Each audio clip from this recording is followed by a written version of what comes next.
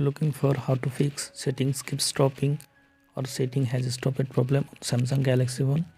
In this video I show you how to fix settings keep stopping or settings not opening problem in Samsung Galaxy phone. For solving this problem, go to Play Store, search digital wellbeing app, click on digital wellbeing. Now click on uninstall.